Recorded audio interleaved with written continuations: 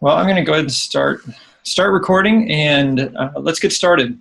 So thanks for joining me. Apologize for the late start and the technical difficulties, but hopefully we'll be fine here.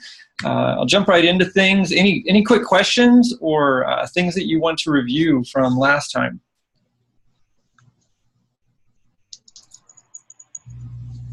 Okay. There were a couple of questions in the minute survey, and I will address those kind of as we go on what is TDD and some things on the iron triangle and ensuring customer confidence in their investment. And so I think we'll get to those here in just a little bit. Here's my agenda for today. I want to walk through a software project, and I'm going to use an example from our software engineering capstone here. I'll use a project that we're doing with General Atomics, and I want to go through and look at some of the different artifacts that are there and give you the opportunity to ask questions. Why do you do that?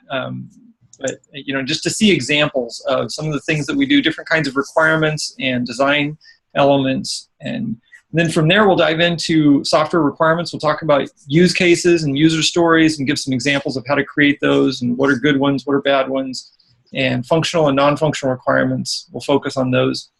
And then we'll try and get started with some UML stuff today. If we don't get to it, I'm not too worried about it, but we'll definitely do it on Monday. So that's the plan. Stop me if you've got any questions, and yeah, whatever might come up along the way. So here's what I want to look at. These are some of the aspects of the project we want to look at, and we'll see some of these different documents. We'll see some artifacts or samples of the things that we create in a software project. Look at some of the tools and how we deploy that. And so I'm actually going to jump over here to my browser, and let's get the right one.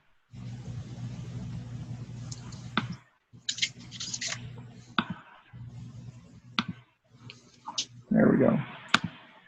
Okay, so what I'm showing you here is just a simple structure that I use for my software engineering capstone. This is a 9-month project that we do with companies typically, and I teach this. I've taught this for 10 years here at Cal Poly, and so I have about 30 students that are working in teams of about 5 or 6 students each this year. So in this class, we've got 5 different teams of 6 students each, and they're all doing the same project in parallel. And I choose the customer. Right now I have a request for proposals that's out, and I'm asking for companies to propose project ideas that they want us to work on, and we work on those throughout the year. Then, and what I'm going to walk through here are just some of the different artifacts that they create. And so here you can see we've got these different teams. So these are our 5 different teams, and each of them have posted the artifacts that they worked on. And that was for the first quarter, where we focused on requirements and design, and we created a couple of prototypes. This is the second quarter, where we were doing primarily Scrum-like sprints, and you can see sprint reports here. We can look at some samples there. And right now we're in this quarter in which we have an alpha release. We're about to do a beta release, and we're doing a lot of focus on deployment issues, putting software out into production and testing it with alpha users, beta users.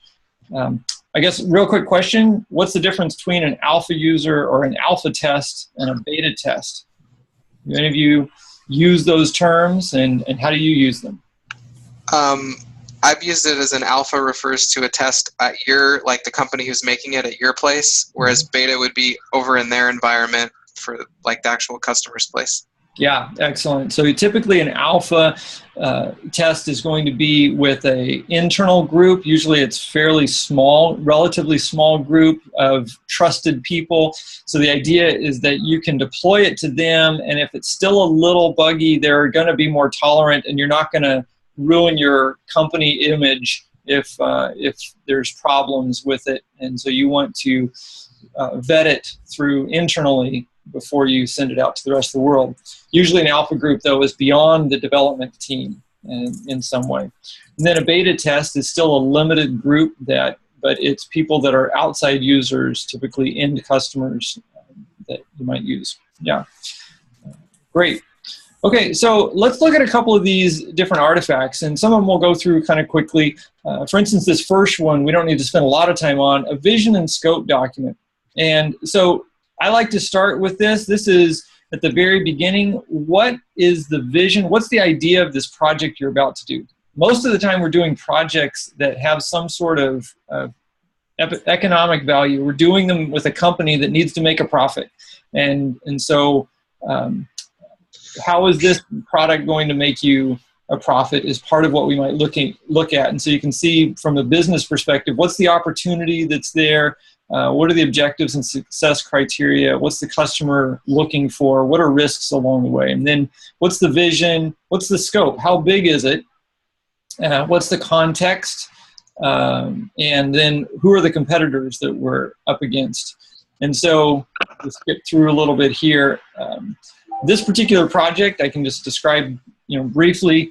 We're working with General Atomics and a problem that the industry has with especially these drones or unmanned aerial vehicles, UAVs, is this problem of detecting other aircraft in the airspace and knowing if you need to take actions to avoid them. And so we're working in the space of what they call SAA, Sense and Avoid software, and looking for better ways of doing that, better algorithms for doing that. These aircraft will receive data, and some of you guys may know a lot about this kind of stuff. They have these different sensors on them, and so they get information like typical radar information. We're all familiar with that. You can see what's in the area, but there's also TCAS, this traffic collision avoidance system, and ADSB, automatic dependent surveillance broadcast, as well as they might have their own GPS sensors so they know where they are. So you're trying to detect what are the other aircraft in the area, and do we need to do something to avoid them? So that's what we're working on. So that's what this is talking about in the vision and scope. One of the things that makes a good document is when things are identifiable. And so here, for instance, under business objectives, they've been labeled BO1, BO2, and then success criteria 1, 2, and 3. And so having these in a way that you can reference them is always a good idea in documents like this. And jumping ahead a little bit, let's just look at, so here we have a vision statement of what it is they're trying to do. The product will consist of receiving emulated sensor data from a network component, analyzing the data to display an accurate aerial situational awareness information on a CDTI, and issuing necessary advisories to the pilots depending on the statement. So that's what it's supposed to do. Should also talk a little bit about why it should do it here.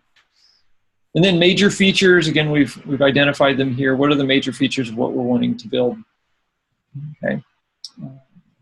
And we don't have to go through all of that. Just wanting to see, what do the artifacts look like? Assumptions and dependencies and so on. What's the scope? When are we going to implement these? We've identified major releases and which features will be released in which thing. So this is something we would do really early on at the beginning, and often this will happen even before our software engineers see the project. Maybe, depending on who you are, what your role is in the company, a lot of this stuff happens before you even see the project. And they had to get sign-off on this, budget allocated before the project even gets started. Okay. So that's kind of the vision and scope. Comments, questions on that? You guys have similar documents, and do you know what they're called in your organization?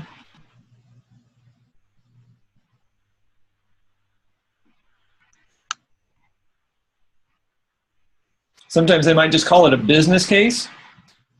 Looks a lot like this, a vision and scope, but a business case might not cover what's the scope of the project. It just says, how much money do we think we'll make if we do this project? Things like that. What are we willing to spend? All right, the next big thing that we work on, and maybe you've seen this, is a software requirement specification, an SRS. And sometimes maybe you guys work with systems requirement specifications, and it's a problem. They use the same 3 letters, and so knowing what's the difference. But in a software requirements specification, a couple of the big things that we're going to do, that we're going to focus on, is identifying who are the user classes and characteristics of them, and then what is it that we're going to build, and how we capture what it is we're going to build is often in these use cases. And that's what I wanted to look at in particular, is some sample use cases and different kinds of use cases. This is different from what we use in Scrum, where we create user stories. User stories are much shorter, typically, and more focused on the actual user itself. Use cases might be system use cases where there's no human involved, for instance. No human user involved necessarily. So let's just jump down, and actually we'll go from here. I'm going to grab, let's say, configure intruder velocity. So here's a sample use case. And sometimes you'll see a use case where all it is a little phrase like this, configure intruder velocity. That might be the use case. And if everybody pretty much knows what that is, that's all we have to say. And we'll see UML use case diagrams a little bit later on, maybe yet today. And that might be all you put there, is that little phrase, configure intruder velocity. But this is, often we need much more detail, and this is what I would call a fully dressed use case. That's the term that we often use, at least in academia and somewhere in companies. Fully dressed use case, where we identify the use case by a number, by name, who created it, when it was created, and last updated.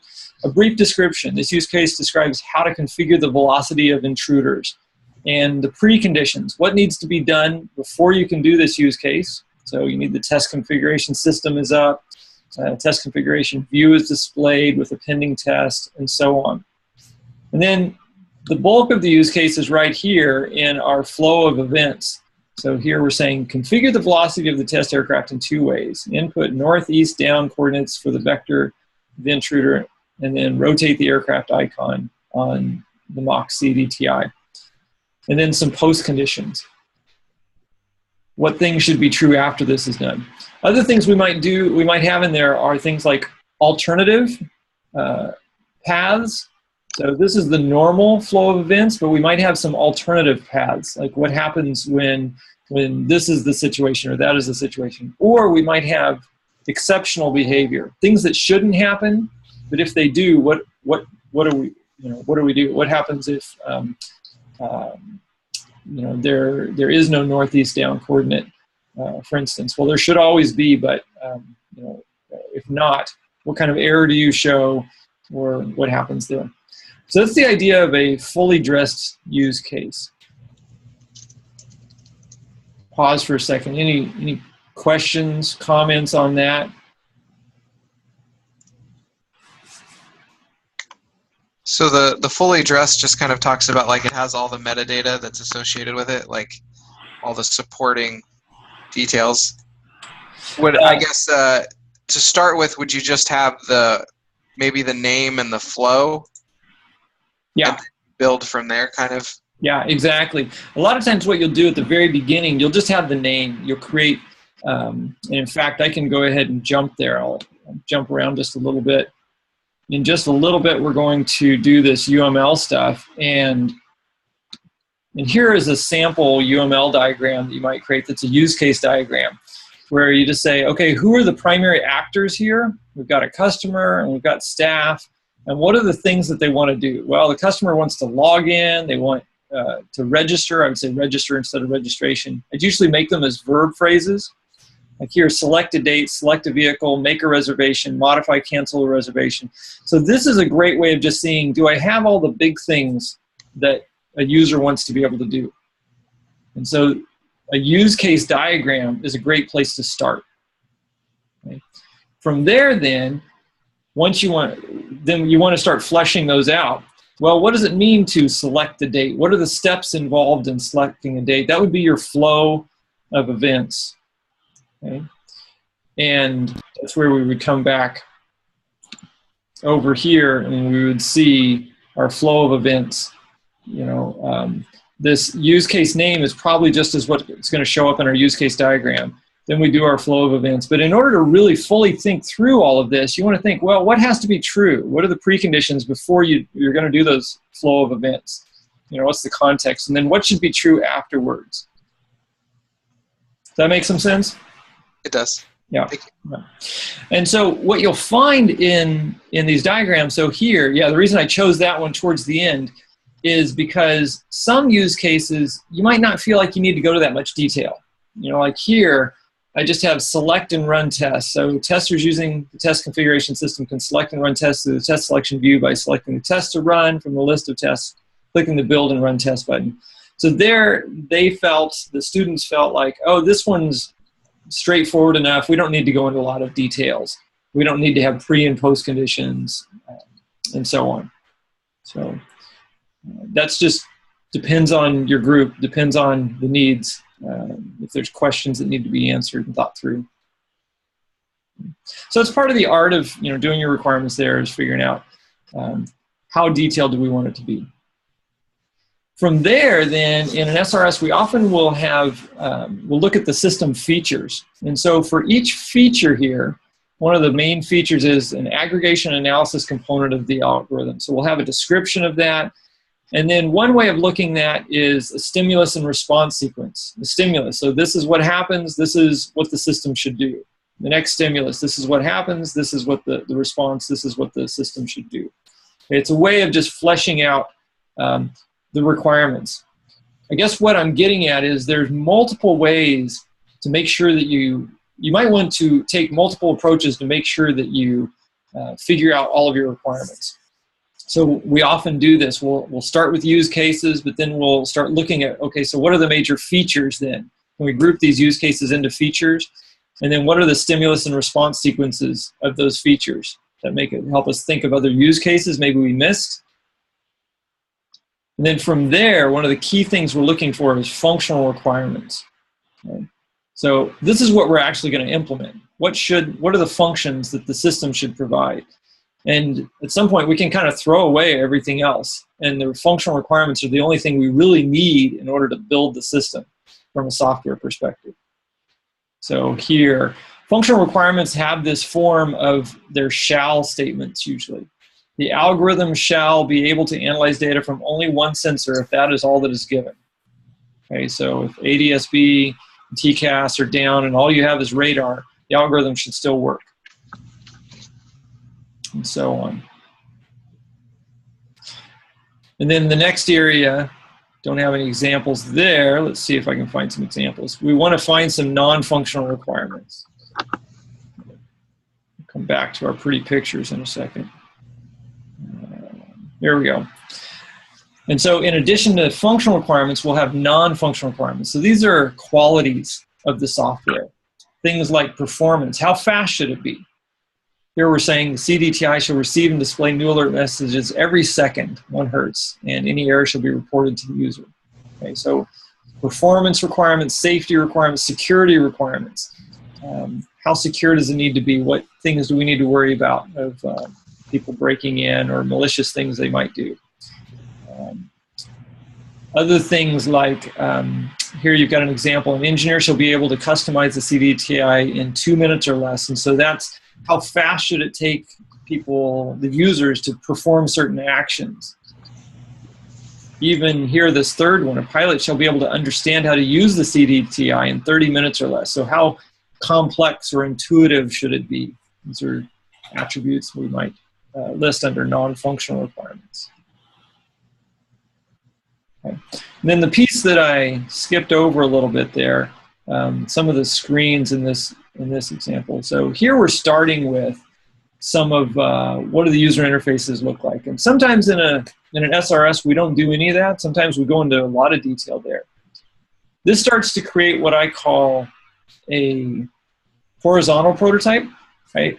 I teach students about 2 primary kinds of prototypes, horizontal and vertical prototypes. And horizontal prototypes are, I think I've got, yeah, this is my next example, are typically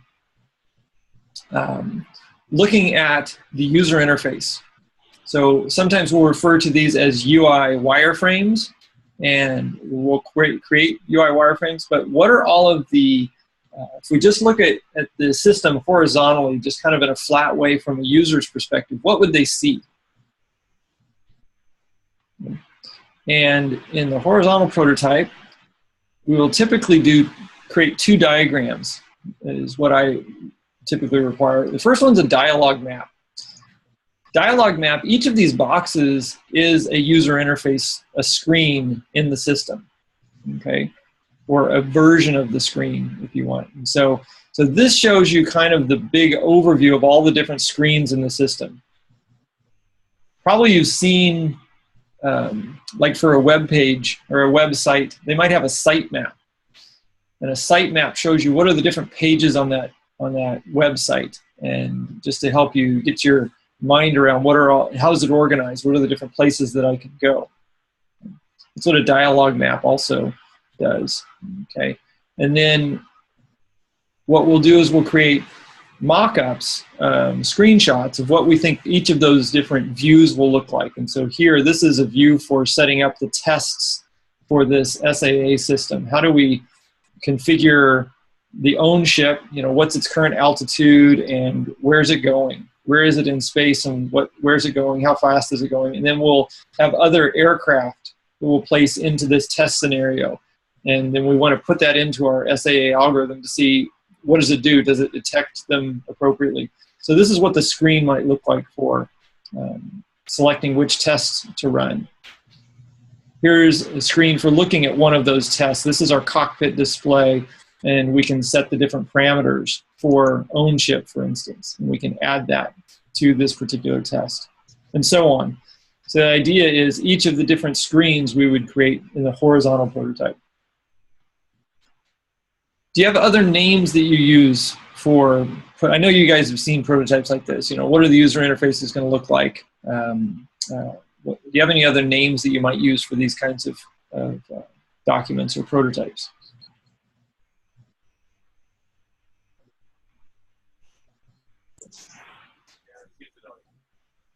None? Okay, so often it's like a UI wireframe is what I hear. Yeah. Yeah, I was going to say, I think I've heard a couple times like storyboarding. It's just it kind of feels like that. Yep, that's great. Storyboarding. And that kind of brings up, a storyboard often is not this detailed, is what I'm showing you right here. And that's great. We talk about low fidelity and high fidelity prototypes. And, a low fidelity is something that can just be hand drawn, drawn on a whiteboard kind of a thing.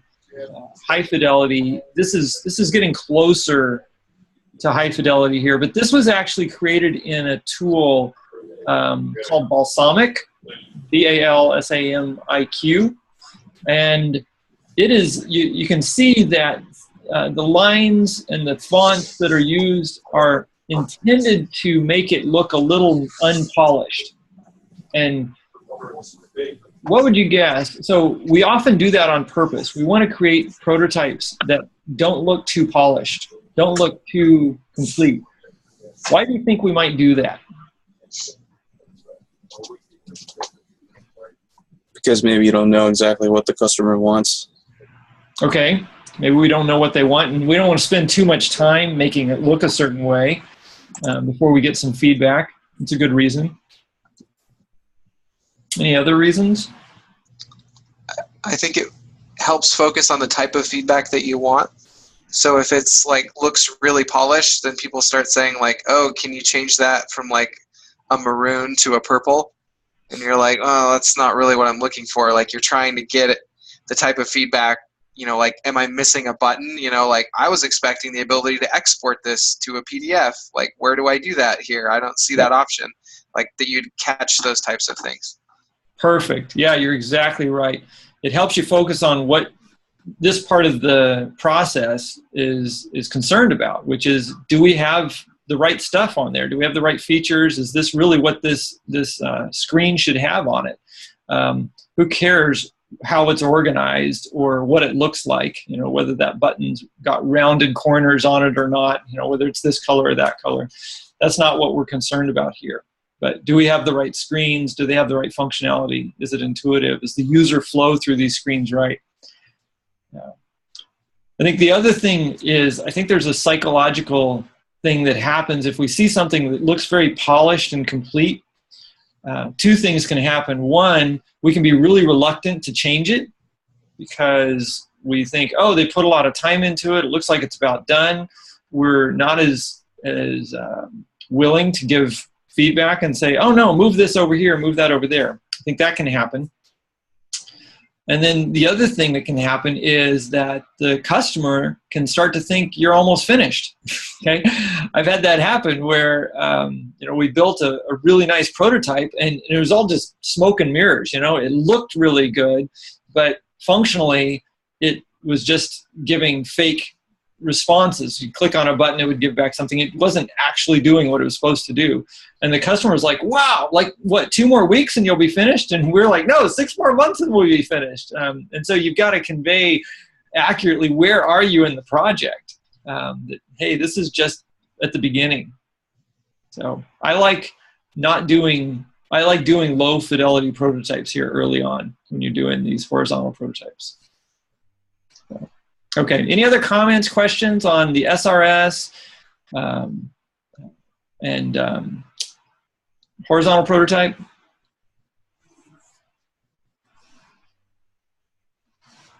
Okay. Let me mention another term while we're on it, vertical prototype. I don't have an example here of a vertical prototype to show you, but I use the term vertical prototype to say, once you've created a design, and that's the next document we'll look at, is a design document or an software architecture document. Once you've created that, you want to test that design. You want to prove that design and show that it's viable, that it's possible to do that. So if the software designers are saying that, for instance, I do a lot of mobile apps, and so maybe they're saying, well, we're going to have an Android app, and it's going to talk to a REST API, which is running on a server in the internet, and that's going to talk to a MongoDB database, and it's also going to go to this third-party system. If that's the solution that you're proposing in your design, then a vertical prototype would say, okay, go and implement one very thin slice of functionality that touches all of those technical pieces, just to show that they do work together. You're not going to get a bunch of features done. You're just going to do one tiny little feature, okay? Like being able to add one name to the database. Okay, so I can click on a simple little button on the mobile app that sends the data through the REST API, which then stores it in the database and maybe gets something from this third-party system and also stores that in the database. And it's a tiny thin slice of functionality, but it proves that these things really do work together before you go and spend a bunch of time completing your design and doing more implementation. So that's what I call a vertical prototype. Does that make sense? The idea of horizontal prototype, where you're looking at all of the different screens, and vertical prototype, where you're just looking at one thin slice of functionality from a technical perspective. Okay. And in that vertical prototype, you can that could be a throwaway prototype, which is another term we use, where I was just to prove that it's doable, and then we just toss that. It was all just kind of a big hack just to see if it was possible, and then throw it away. Or it could be an evolutionary prototype, another term that we use, where we're going to take that prototype and we're going to evolve that. We're going to keep that software and we're going to add to it. And that's going to be the start of our actual system. So we use both types. There's different reasons. And sometimes the vertical prototype is often evolutionary because we're using the actual technologies that are going to be in the final solution. Whereas sometimes with the throwaway prototype, maybe we build it in a different technology, some software language or tool that is just really easy and fast to develop in, but maybe it's not very secure or very high performance, and so we throw it away and then change to the other languages. Okay, let's keep moving. Software architecture document. Here, we're going to look at things like basically what's the design and how are we going to organize the different components of the software.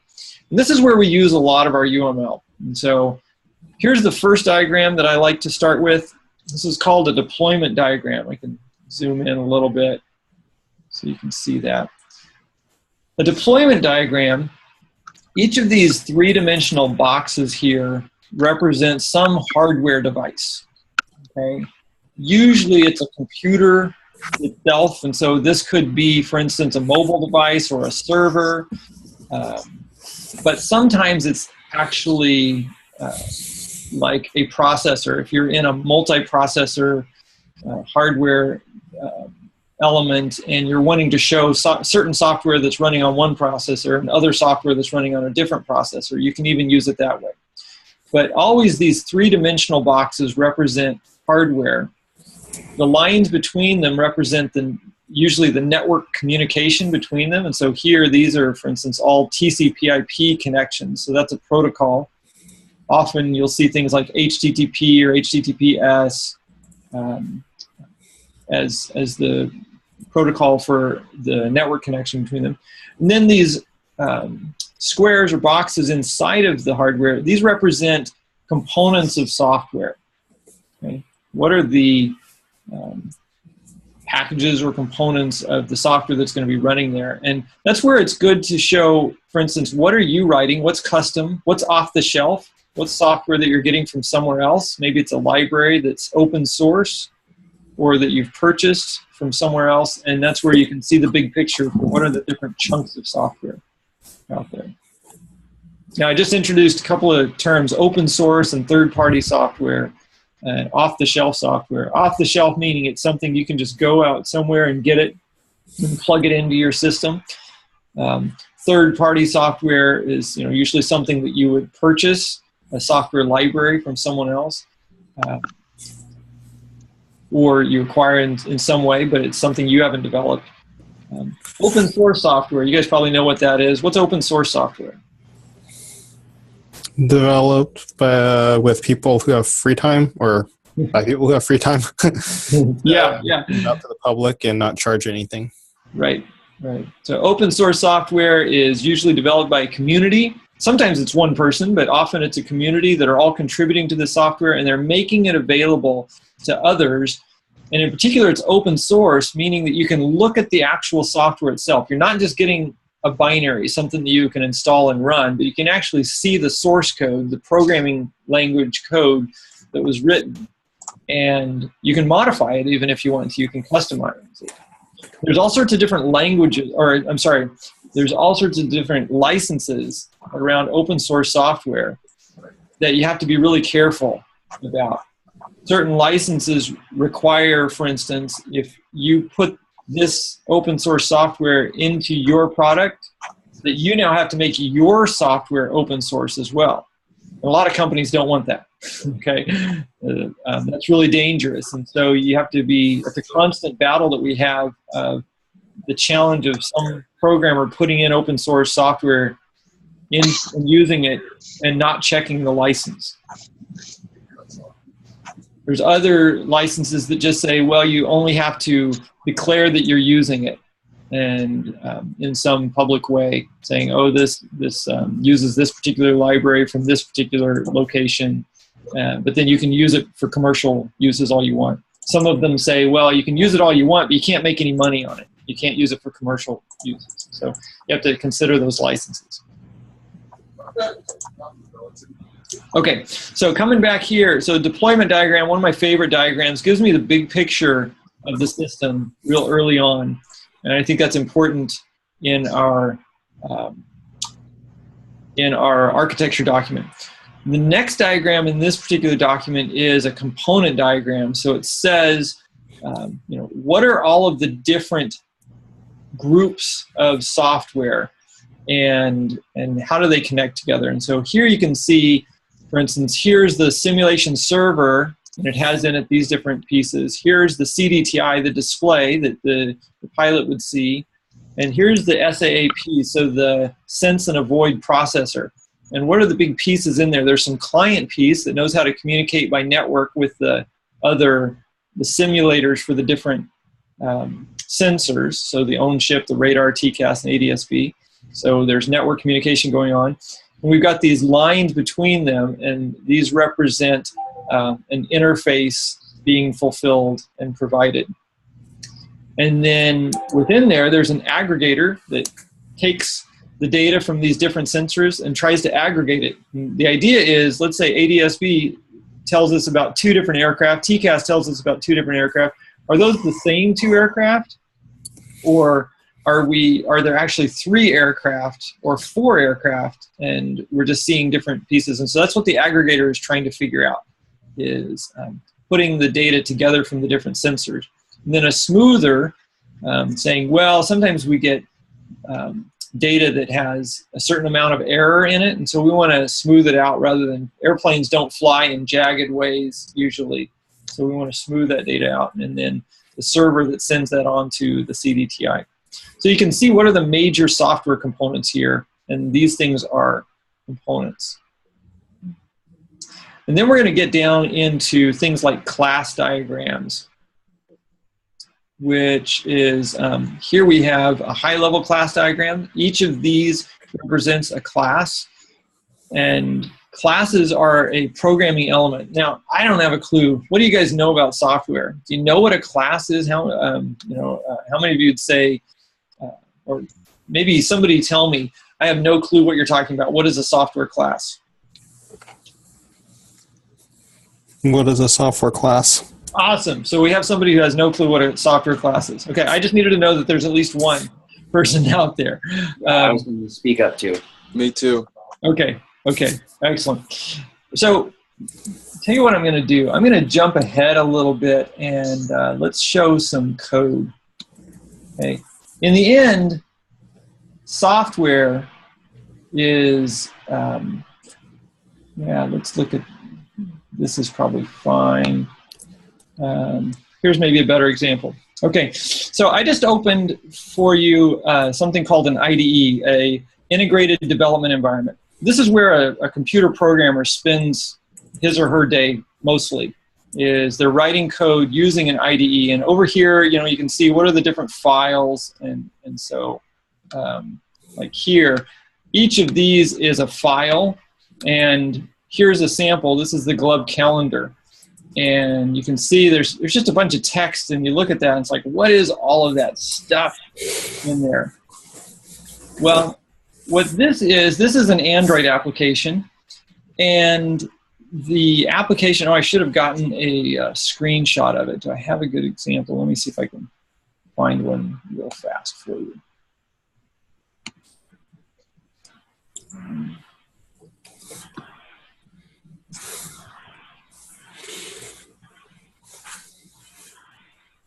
So this is an app that I wrote for my son. He writes these comics and has done it for years. And all of these are different apps that I have in the Google Play Store. And here's a sample one. And let's go look at store listing. There we go. Okay, so here's a sample. Here you can see a little bit. It's kind of small, but this is what a screen looks like. It has some buttons on the left and the right. It has a date in there. It has an image there. It has a name and these ratings on there, and it has some text down below. And here's what a different screen looks like. It's a list of all of the different, each one of these represents one of this. So the idea is every day there's a new little, it's kind of a comic thing. There's a little character that's drawn, has a name, and has something funny written about it. And here's where you get the list of those. And so that's what the app is. There's 2 screens in the app, and that's it. Okay, 2 different screens in the app. So over here, this Glove Calendar is a class, and it extends activity. And activity in Android is 1 screen. Whenever you create a screen, it's going to extend this thing called activity. And whenever you first launch that, the Android system on your phone is going to call this method here called onCreate, and it's going to do whatever it says to do in here. And basically what this does is it says, oh, here, get the image and place it on there, get the strength and the intelligence, and get the description and all of that, and then set up some gesture detectors. So all of what that's doing is it's basically saying, draw the screen to look like this, is what it's doing. So this is what the screen should look like, and you have to write that in code. Some of it is layout that you specify, but a lot of it's just code. And then you want action. So like you can have gestures here. You can swipe left and swipe right. So you want to have detectors or code that will listen for that swipe gesture. And then it'll do something. It'll move to the next screen or the previous screen is the idea. Okay? So in order to make all that stuff happen, you had to create these things. So here's an example of a class. A class is a grouping of software that is all related to something. So here, all of the software that's related to that one screen is located inside of this class. Okay. And so there's different methods or functions inside here. OnCreate is the first method, and down here you'll see OnResume and OnStop. These are all methods. And like get the image URL and download an image task. Oh, that's a private class. That's a funky thing. I won't go into that. Set the bio view. So these are all methods or pieces of functionality you want to be able to do inside of that class. And so some of these methods will call other methods inside there, like here, onPostExecute calls set bio views, and it passes the result. So you don't have to understand all of that. But the general idea is that a class is a grouping of all the software related to some idea. We talk about the term encapsulation and information hiding in software. And let me give you just a little bit of history. It used to be that we would write programs. A lot of the programs were written in C. There's a lot of C code out there. And C programs don't have the concept of classes. They do have the concept of functions. A function is where you give it something and it does some action. Maybe it returns an answer. So you can think of a simple function like square root. So I can give a number. It will calculate what's the square root and return the answer to me. That's a function. It's like a mathematical function. And sometimes we have functions that are what we call procedures. They don't return a value, but they do something. They perform some action for you. So we organize our program into these functions. It used to be that a C program was just a collection of all these functions. And the programs would get really big. I mean, I worked on programs that were 1 million lines of code. You guys, some of your companies probably have millions and millions of lines of code in some of your projects. What was it Kurt was showing on the F-35 was going through tests. I think there's a link in Polylearn, and there's something like 35 million lines of code estimated in there. That's a lot of code. Well, if you've got that much code, finding all of the software related to some topic, like the display that you're looking at or the communication between two components, that can be a nightmare. It can be spread anywhere. So they came up with this idea of classes to say, let's encapsulate everything related to some concept into a single class. And we'll put all of the functions and all of the data about that in a single location. So I'm going to jump around a little bit here, but hopefully it'll work. Here's an example of a class diagram that's a little simpler and a little more easy to relate to. We know about school, okay? You guys are all students, and I'm a professor, and we're all taking a course. This is a class diagram. If you had some sort of like a course management system, how do you enroll in the course? And so you've got maybe some web application, and it needs to represent the concept of a course, the concept of a student and professors, and perform different functions. And so you might create this class diagram to say, what are the different entities that I need to represent? And each of those is a class. Okay? And what are the relationships between those classes? And we'll talk about these arrows here in just a little bit. What do these mean? The different symbols mean different things. Okay?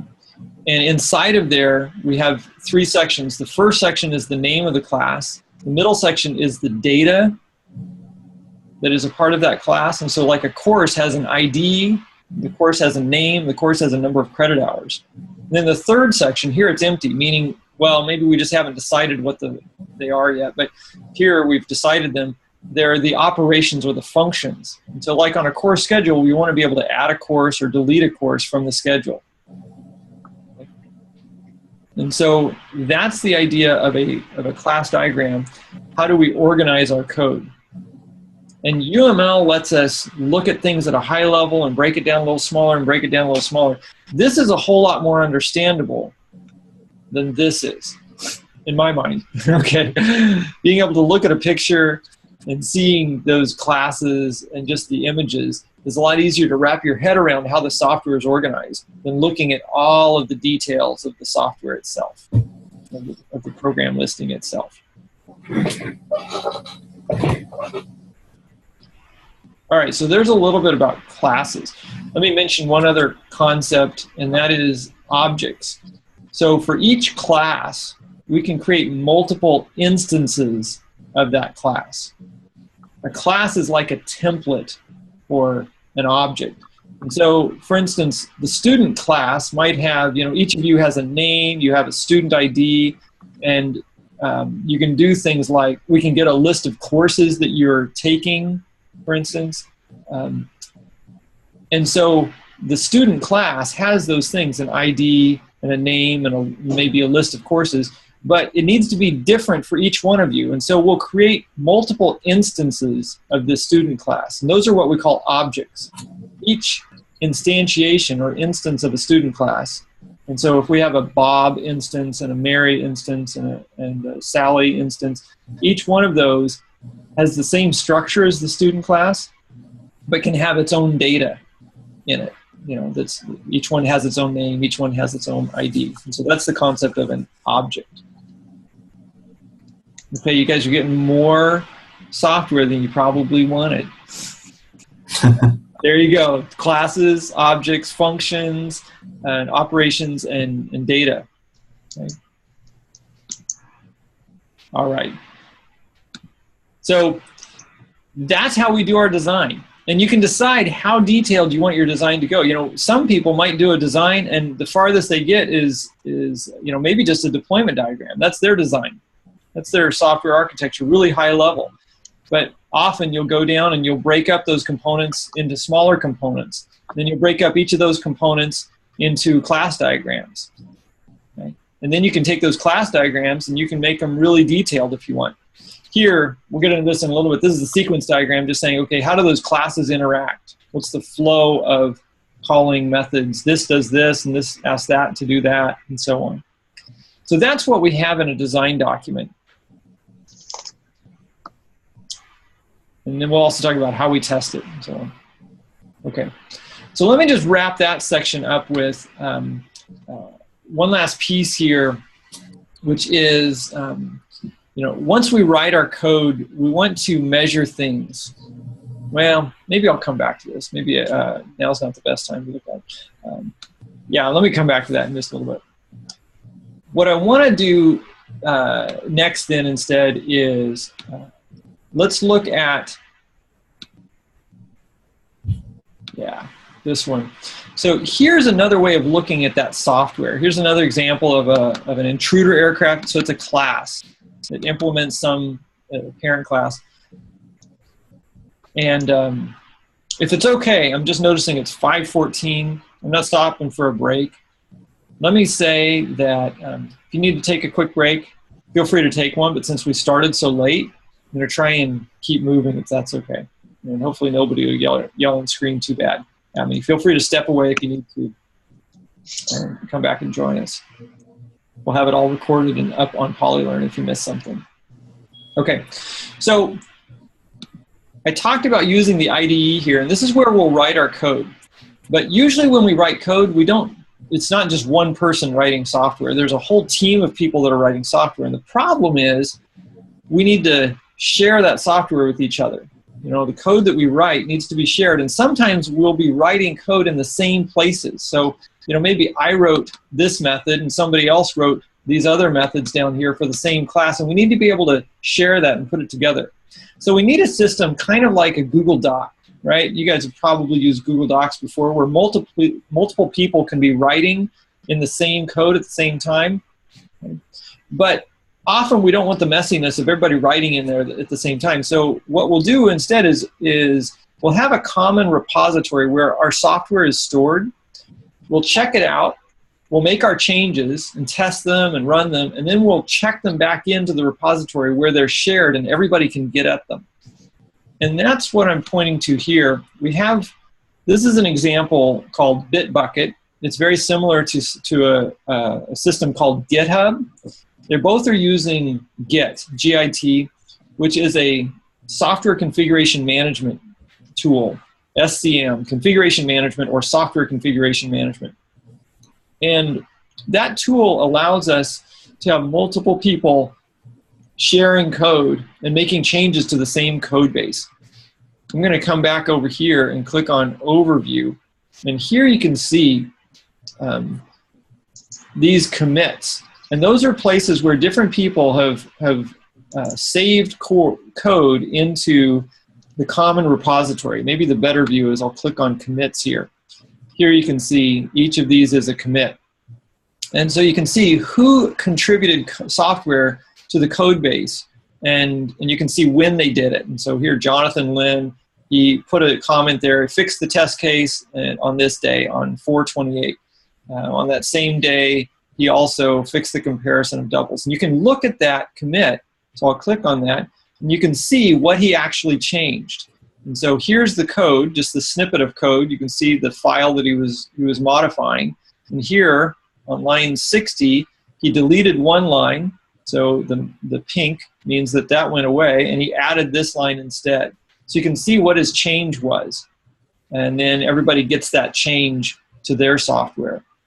So this is a very common tool that is really, really important. It's one of the most important tools that anybody uses in software is configuration management.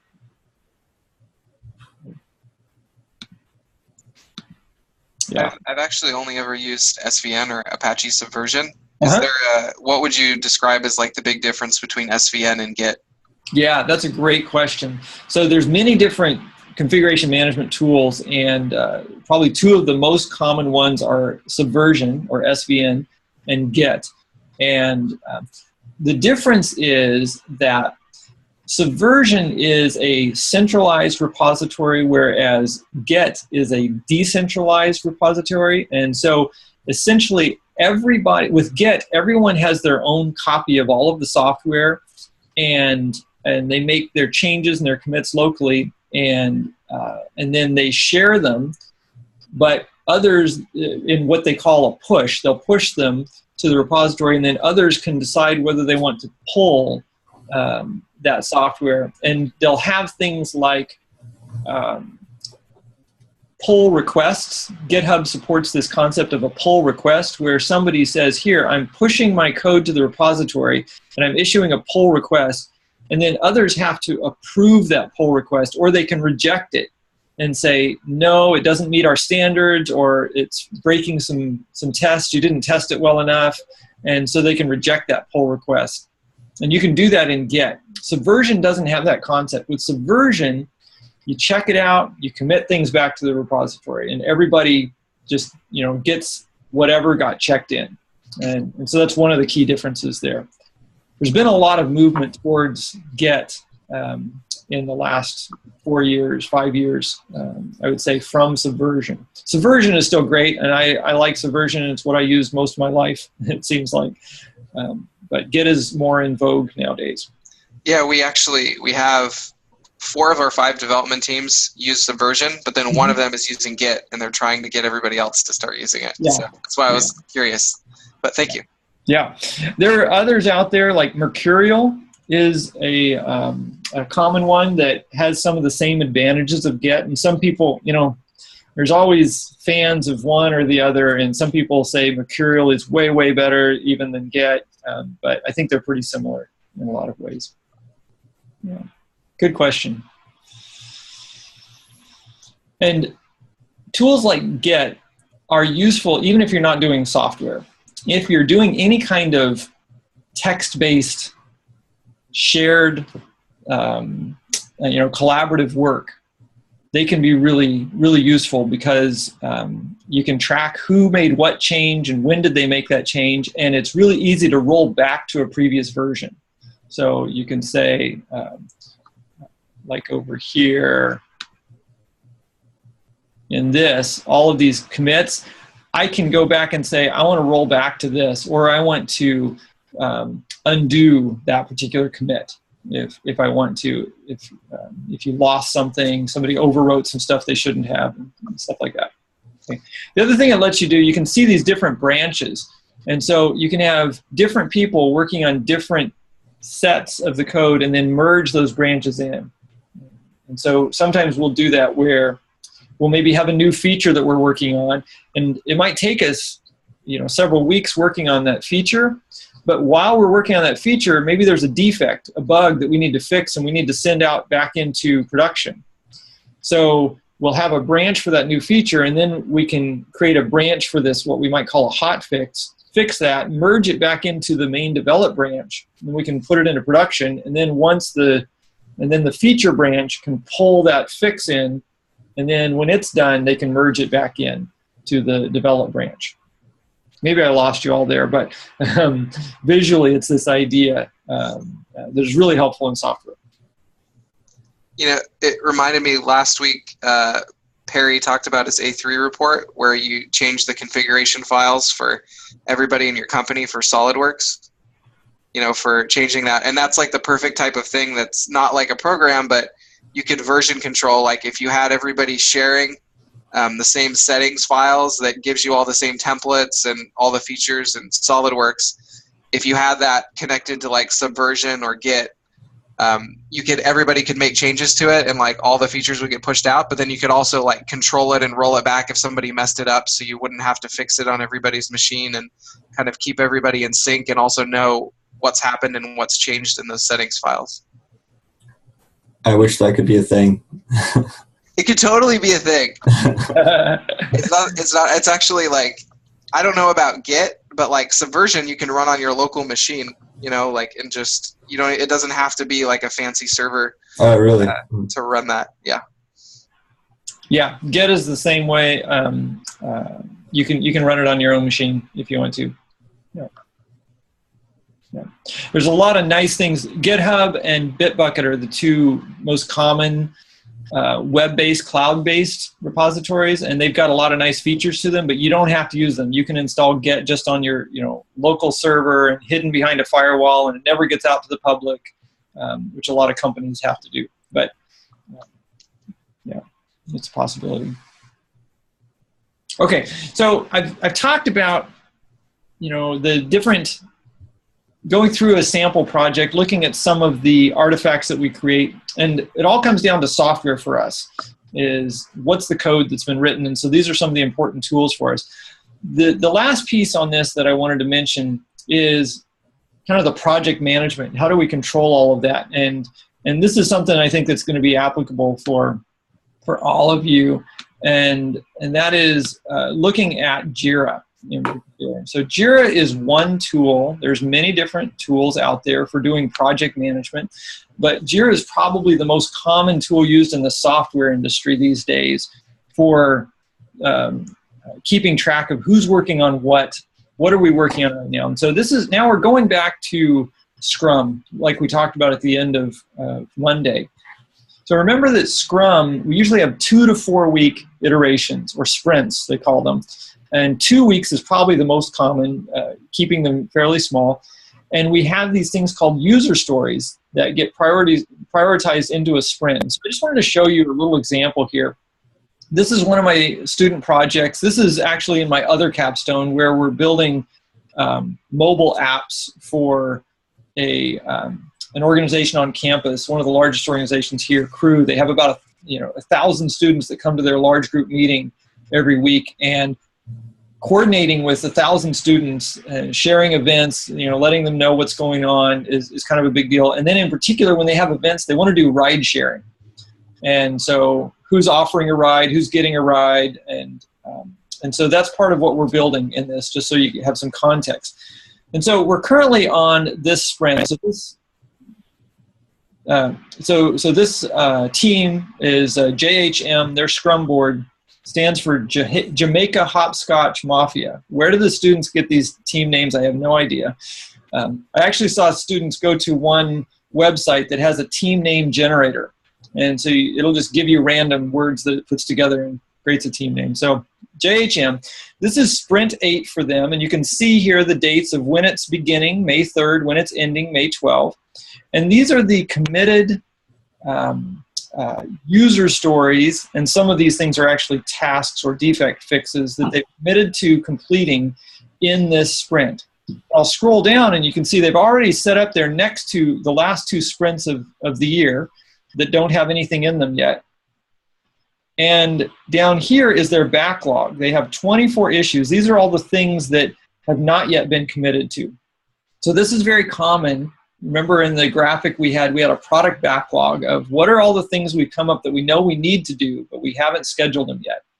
And so then at the beginning of a sprint, the software developers with the product manager or the customer will come to an agreement and they'll drag into that sprint all of the things that they're committing to doing. Okay?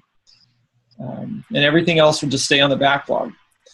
And then for each one of these, so like here, we can look at, move this a little bit, some of the details for this. So ride details view constraints incorrect for iPhone 5. So this one is actually, looks like a defect. It doesn't have much information on there. It does have an estimate. Oh, there it is. I just need to scroll up some. Here we go. So this is an open defect that they're working on. Who reported the defect and who is it assigned to? And when was it created? When was it last updated? And here's a description. This is something I make the students do, is use kind of this format here of what's the test that they executed, what was the expected behavior, and what were the actual behavior, and so did it pass? And so here the first thing they were supposed to do is open the Crew app, and what should it do? It passed. Then open the side menu by clicking the bars in the top left, what should it do? And it did, it passed, and so on. So these are the different steps in order to reproduce the defect. And so here, click on a ride and so on. This is what it was expected to do, this is what it actually did, and so it's a fail. And then a description to help them go and figure out what went wrong. So this is very common to create these defects and to put an estimate out there on how much time you think that will take. Okay. A quick comment on estimates real quick. So typically in Scrum, you use one of 2 kinds of estimates. You'll either estimate based on time, traditional time, and so you come to some agreement on what are we going to estimate based on hours. Most likely that's what you're doing. We think this will take 1 hour in order to complete this. But the other thing that's used is something called story points. Okay? This is often used with, not so much with defects, but let's see if I got it here. So yeah, there's one. Here's a user story, okay? So the description, the user story is view a tool. The description is, this is now a user story. As a user, I would like to view tools so that I can better acclimate myself with Crew and its resources. Okay, so that's, you don't necessarily know what resources are in this example and what the tools are, so you might need some explanation there, but it's relatively short. That's a user story, and this follows the pattern for a user story. We have an estimate there, and I think that they're probably using story points. Story points are this made-up number that the team agrees what it means. Okay? There's not a direct translation between, 6 story points means 10 hours. It might mean that, but it's more a sense, a gut feeling of how big is this thing. And a lot of times they will use a kind of an almost Fibonacci sequence in story points. So they'll skip certain numbers because it's too hard to differentiate the difference. So they might say, well, this is 1 story point, or 2 story points, or 3 story points. Those are all Fibonacci numbers. But then from there we go to 5, and then to 8, and then to what, 13. Okay, and so they start getting bigger and bigger gaps. The Fibonacci sequence, I don't know, how many, you guys remember that from way back in math? Yeah. Yeah, been a while. Fibonacci numbers, it's a sequence in which you sum the previous two numbers to figure out the next value. Okay, so what's the next number after 8? Well, it's 8 plus the one before it, which was 5. And so the next number would be 13. Then after that, it would be 13 plus 8. So 21 would be the next number. And the reason there is that when you start estimating things, you just want to get an idea of how big is this. And, small stuff in the 1, 2, 3, okay, those are you can usually, if it's that small, you can usually get a good idea of how big it is. But as it gets bigger, it's harder to be right. It's really harder to be right. Is that really 10 or is it 11? I don't know, but it's kind of big. And it's medium. Is it really big? Well, that's like 50. Okay? And so that's what happens with the kind of modified Fibonacci sequence. Once they get to like 21, then they start just jumping to 50 or 40, and then 50, and then 100. And they just skip all the numbers in between. Okay. So that would just say, hey, 100, this is huge. This is really huge, and we probably can't fit that in. Okay. And so I've heard it equated to t-shirt sizes when they explained it here. I've heard people explain it as t-shirt sizes to try and give people an idea. Yeah. Nice. I like that. I've not heard that before, but that's good. Yeah. And, maybe what you'll get from that is we as software engineers are just really bad at estimating. Okay? But it's really hard to get estimates right. And the only way that we get good at estimating is with experience in a given set of technologies on a given domain. And that's the only way we usually get very good at making our estimates. So this gets to one of the questions of that was in the Minute survey, which was, how do you know what kind of value or that you're getting your investment back, or that it's a good investment with Agile, basically? And one of the things that you're looking at is these story points. I'm going to jump to this one. And we'll come back and we'll see the others in just a second. So this is what's called a velocity chart. And what we're doing is we're looking at the different sprints. And we're looking, the gray here is the estimated, or what was committed to at the beginning of the sprint in terms of story points. And so they committed to 140-ish, looks like, story points. And they actually completed 175. So they probably had some stretch goals there. They said, for sure, we're going to do this many user stories, and they're estimated this big, and then if we have time, we'll also do this more. They actually got more done than expected. Now, that's not usually the case at the beginning. Usually it's just the opposite. You might commit to this much, and you have a tiny little thing down here at the beginning. For a new team just getting started, it looks more like this a lot of times. But here you can see the idea is how many story points are we getting done per sprint? And if the team stays relatively the same and the sprints are the same length, they're all 2-week sprints, for instance, then we can start to get an idea of our velocity, which basically velocity is how many story points can we complete in a sprint. Okay? You can also think of velocity just in terms of how many use cases can we finish in a sprint, typically. But that just depends on how good you are at sizing your use cases, making them all about the same size. So often we talk about how many story points can we complete in a sprint, and that's our velocity. And so a team will get a velocity over time, and you can measure that. At the beginning, you have no idea. When you're just getting started with a new group, a new team, you just have to go through a few sprints to really get an idea. Okay. Comments or questions on velocity?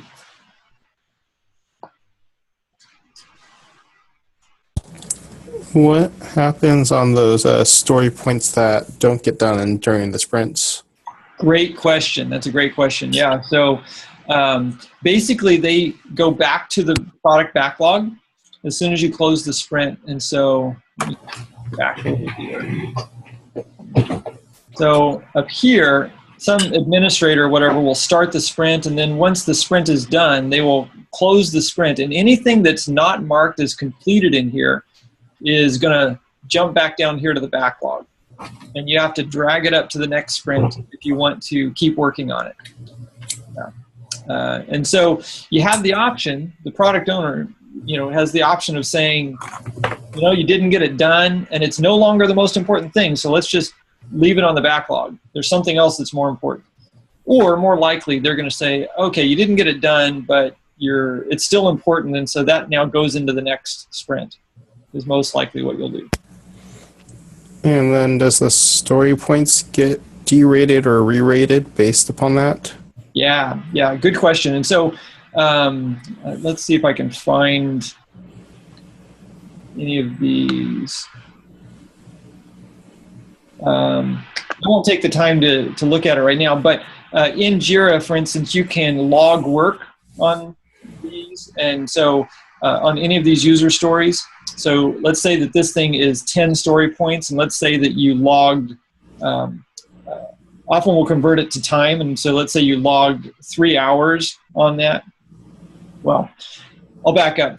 I actually have my students use, rather than story points, use time because they're more comfortable with that at the beginning. And so probably this is 10 hours is how long they thought this would be. And then they will log maybe 3 hours completed on that. And then maybe somebody else will log another hour. And so you'll see, okay, we've got 4 hours completed out of the 10. And then they can also re-estimate it, because as they learn, as they do some work on it, it might be they find out, oh, this is way bigger than I thought it was going to be. So they'll bump that up from 10 to 15 or 20 or whatever. And so that gets reflected in here. And a great place to see that is in this burn down chart. Okay.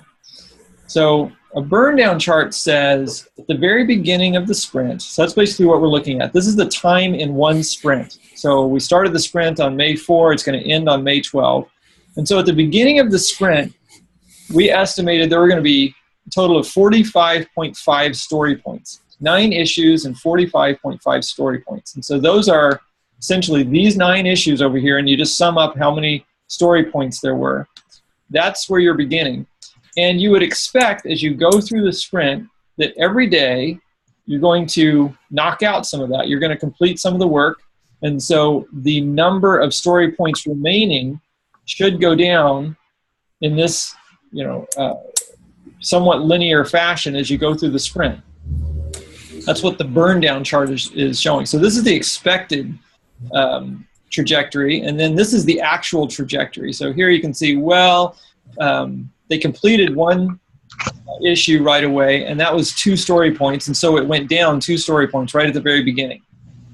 And then on the same day here at the beginning, it looks like there was a scope change, and they added an issue to the sprint. Well, that's not supposed to happen, okay? But somehow they agreed to allow something new in the sprint. Maybe it was just here at the very beginning, and that added another 0.5 story points. And then they changed the scope again. They added another story point, but they only have the one issue completed so far, and so they're not doing very well. We would expect them soon to have some issue completed, and this would start to come down. So this is a great way of just looking and seeing, the product manager or the team lead, whatever, or the team in general can look at this and see, how are we doing? Are we going to make it in this sprint? Are we getting close? That's a burn down chart. Another way of looking at that same kind of stuff is this Scrum board, which I really like. This shows for each of the people on the team all of the issues in this sprint that are to do, that are in progress, and that are completed. And so here's that one thing that was completed already that we saw. Okay. Here's what's in progress, and it looks like some people haven't updated Jira to say they're working on something, because they should be working on something. And these are the issues that they have committed to doing. So you've broken up who's doing what. And so this Story of my life. Yeah. Story, everything. I was just going to say that burn down chart at the end of the month all of a sudden drops really fast. It's going, oh, that was magical. Yeah. And why is that? Is it because they all procrastinated and just got their work done at the very last minute? No, they just didn't drag the issue to in progress. Yeah, they just didn't take the time to come to Jira, drag it over here to in progress, and update. They finished it or whatever. Yeah. So what good is the tool if you don't actually use it? Becomes the question. Well, it gets updated at the end of each sprint, right? So I guess at the very least you're getting those status updates, but the day-to-day gets hard. Yeah, and that can be fine. Maybe you as a team, as an organization decide, oh, we don't care about the in-sprint updates, but we do care that we know what did we do in what sprint and how big was it and who finished what and what's finished and what's not finished, so that we can plan appropriately, we can estimate better, and we can just keep track of what's yet to be done and what's been completed. All right. Well, I spent a long time there going through project artifacts, but I talked about a lot of the topics that I wanted to get at. Any questions or comments on any of this?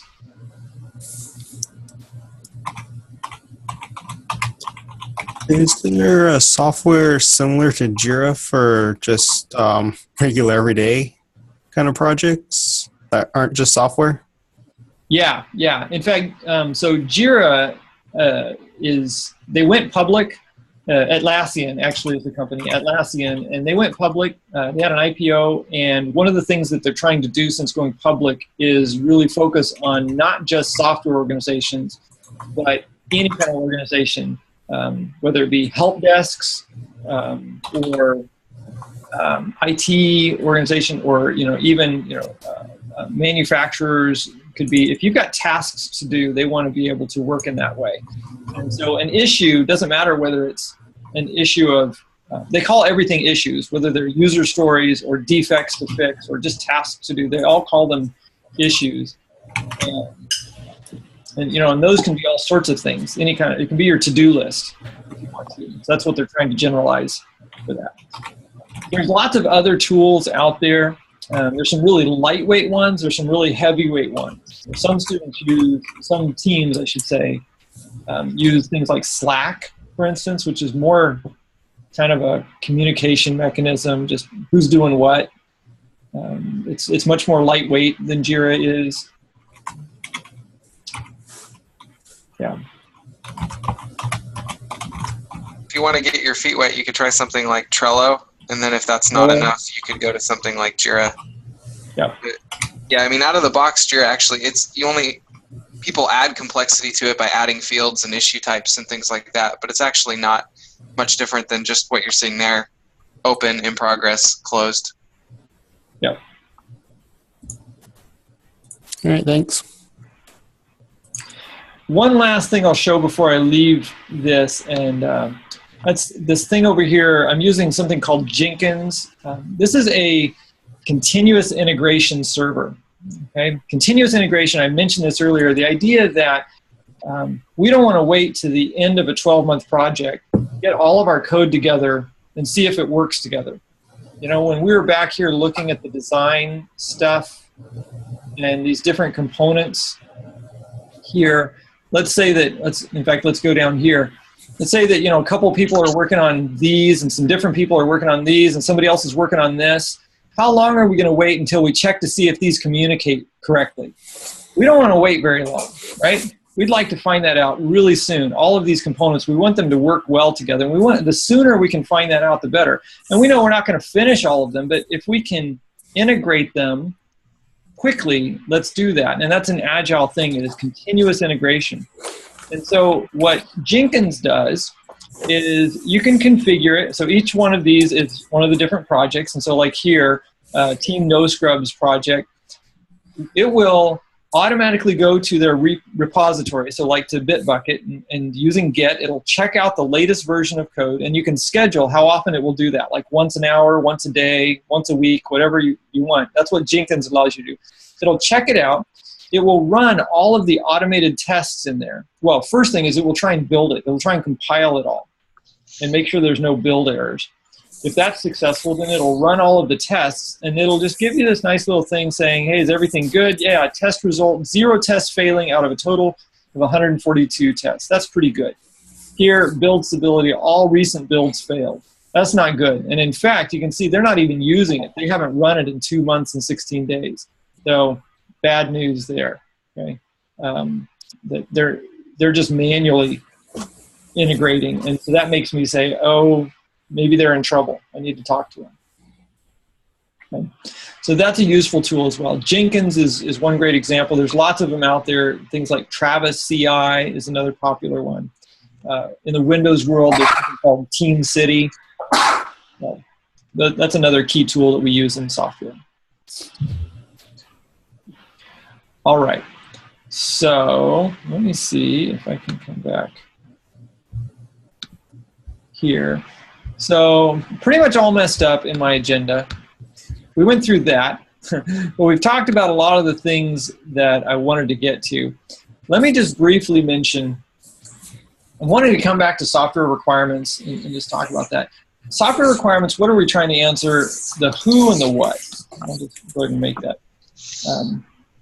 What should the system do, and who are the system user groups? That's really what we're trying to answer in software requirements. We're not trying to answer when are we going to do the project, where, who's going to do it, why are we doing it. Those are in other types of documents. The architecture document in particular talks about how.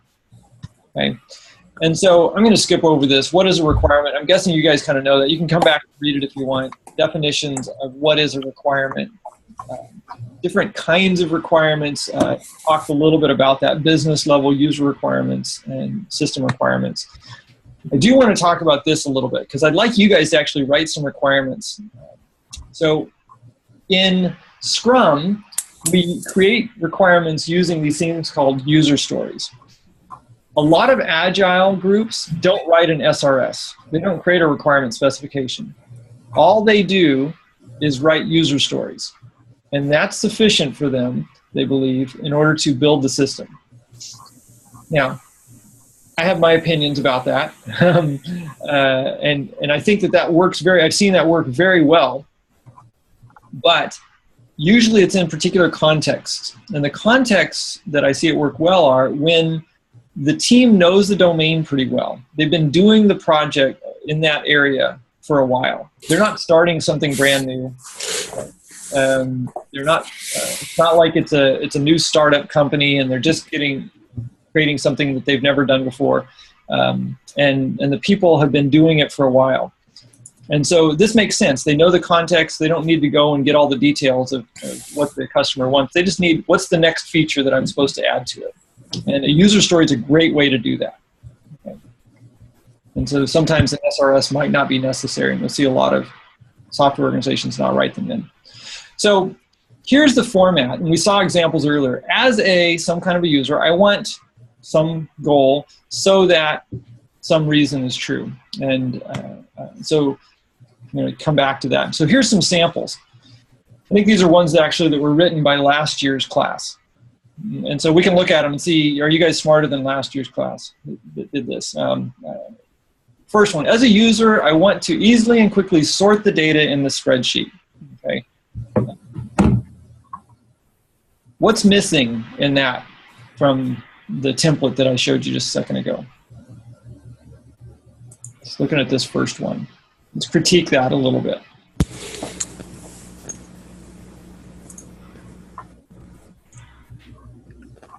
First question I would ask is go ahead. Oh, I was just going to say the why. Okay. Like yeah. The motivation behind it. Yeah, that's the big thing that's missing is the why. So again, looking at the template, as some kind of a user, I want to do something so that some reason. There's no so that. We don't know why they want to be able to do that. Okay. The other thing is, as a user, it doesn't really tell us what kind of a user. Is this a power user? Is this a beginning user who's brand new to this? What is that? And easily and quickly would be perhaps different if you're a novice or if you're an expert user in this system. That might be useful to know. What about these words easily and quickly? Ambiguous. Ambiguous. I agree. What's easy for Garrett might be hard for me, okay? And what exactly do they mean by easily and quickly? And how quick is quick? So yeah, those are ambiguous words. I would avoid those. Okay? Now, sort the data in the spreadsheet, that's reasonable maybe. We'd have to know a little more context to know, do we need more detail there or what? So before we go to the others, I want to back up to this to say, one of the things, how do we critique these? What's a good user story? INVEST is this great acronym that is used by a lot of development teams to critique these. So the I, is the user story independent? Can it be done on its own? Or do you have to do 3 other user stories at the same time in order to complete this one? Or is it dependent on some other one being finished before this one's done?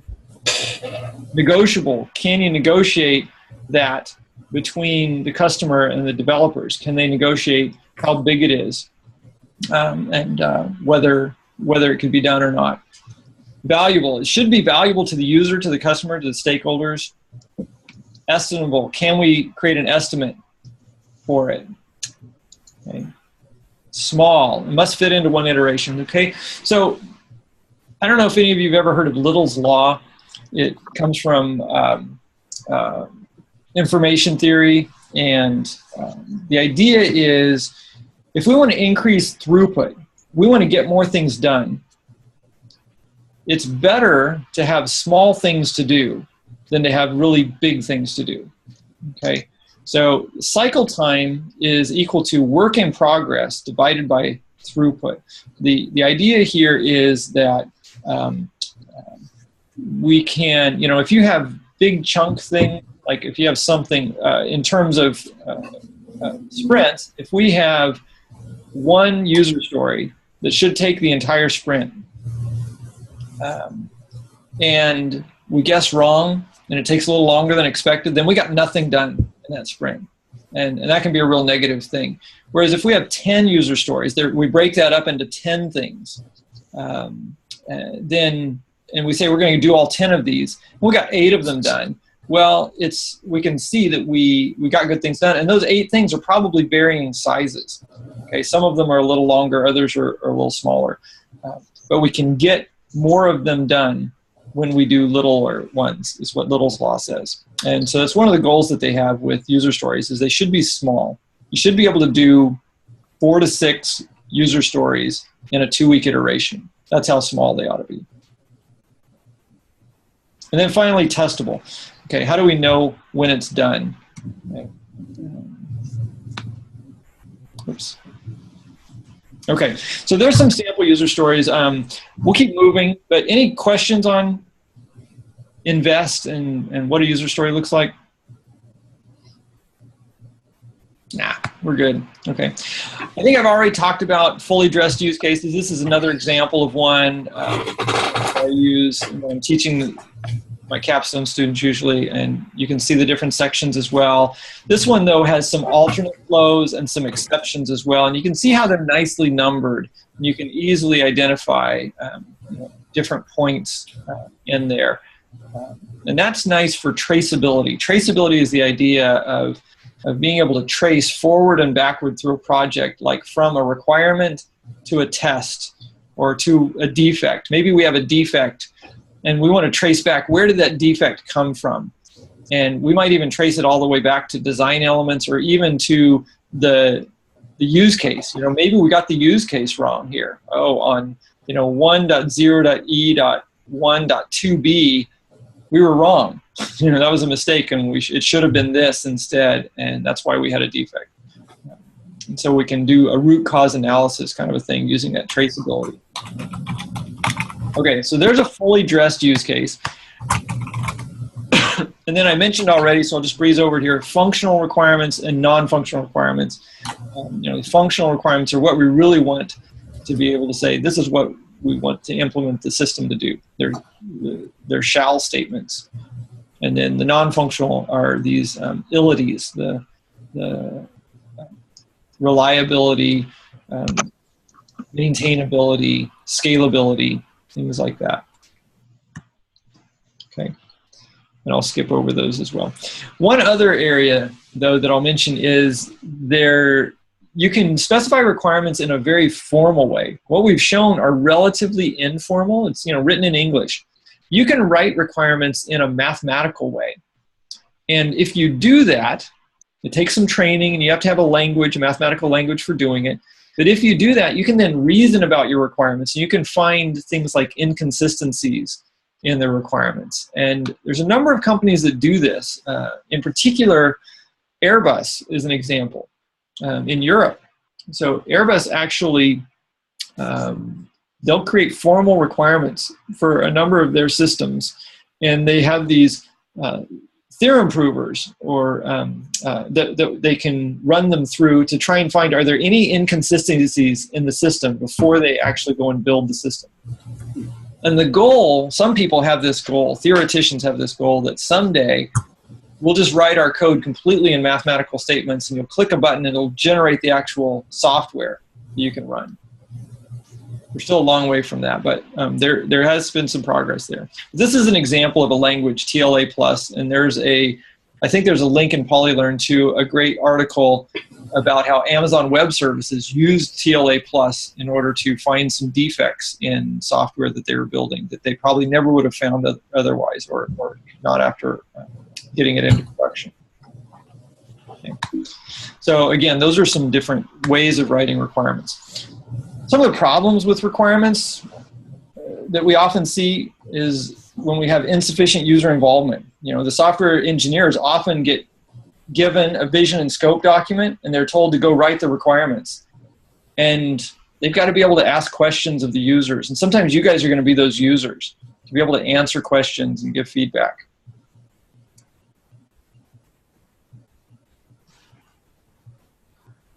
How are we doing on time? We're almost out of time, aren't we? Okay, so we'll wrap it up here in just a second. Creeping user requirements, so scope changes, scope creep. We'll talk about that. We said this is what it's going to do, and then as we learn more, we think, oh, well, it really ought to do this, and it really ought to do that. We hadn't thought about that, forgot about some things. Ambiguous requirements we mentioned, gold plating we mentioned last time. Not enough specification, overlooked user classes, so who are the different stakeholders or groups of users, and so on. Okay, so those are some of the problems. These are some of the aspects of excellent requirements that we want. They're complete statements and so on. And we've talked about most all of that so far. Okay, so that's as far as I can probably go now. I want to talk, we're going to start on UML on Monday. I've got some homework for you, and make your best effort on getting it done. I actually put out there, I don't know if Kurt ever gave you quizzes, but I put a quiz out there. I like the idea of doing that, and it's mostly a learning exercise, but there is, let's see, get down to the right week here. So there is a quiz out there. It's open from now 6 o'clock today until I think Monday, or I'm sorry, Sunday night at midnight. And so that should show up in just a second. It'll be open and available. It's just, did you follow the stuff? It helps me to know what did you miss as we were talking about it. And then I'd like you to go and do create some requirement samples here. And so I want you to create a functional requirement, a non-functional requirement, a user story, and a fully dressed use case. And I give you a template there. There's an RTF version and a doc, a Word document to use. You can just use a text editor, whatever you want, and turn that in. Take a stab at that. So that's what I'd like you to do. I will move this UML class diagram. I'll extend it later. If you want to go ahead and get started and try and do a UML diagram, that's great. And I encourage you to read these UML overview and what is software testing, why is it so hard. At least skim these if you would, and we'll pick up on some of that next week. Okay, so I talked a lot. Questions, comments?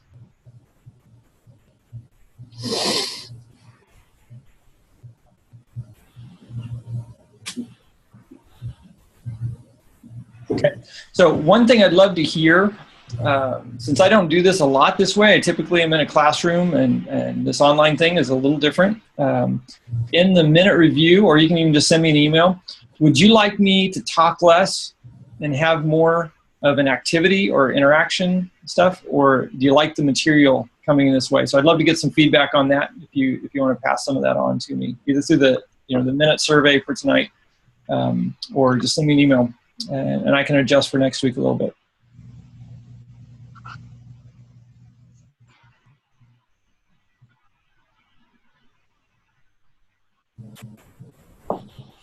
All right.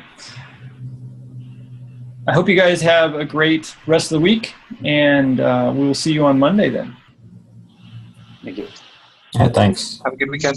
Yeah. Thank you. Bye.